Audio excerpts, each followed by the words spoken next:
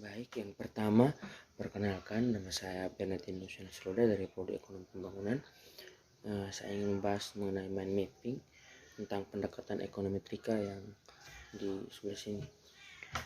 Jadi, ini mind mapping tentang pendekatan ekonometrika.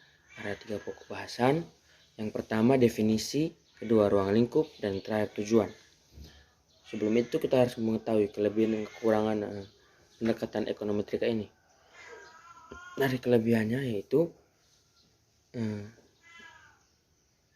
seringkali kita dapat membuka perspektif dan temuan-temuan yang baru, dan yang kekurangannya itu membutuhkan keahlian khusus pada berbagai bidang ilmu dalam waktu yang sangat lama.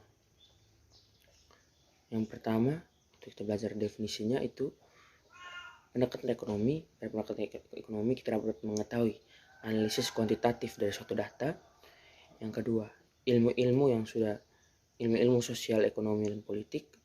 Dan terakhir, pengamatan statistik.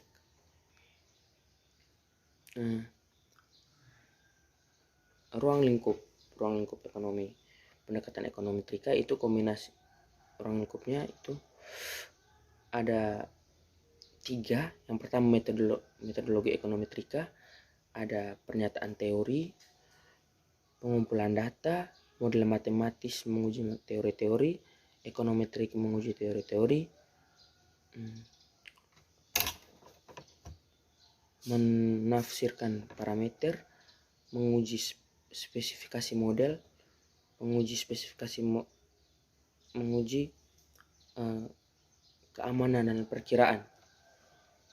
Dan yang berikut, kombinasi dalam ilmu ekonometrika. Yang pertama, ilmu dan teori ekonomi. Yang kedua, teori ekonomi mikro. Yang ketiga, teori ekonomi makro. Ekonomi matematika, metodologi penelitian, statistika, deskriptif, inferensi, ilmu komputer, SSPS, SAS, Microsoft, Citat, Star Pro, Evius, dan Stata. Di sini dari ekonometrika sendiri ada fungsi komputer. Komputer itu juga berguna.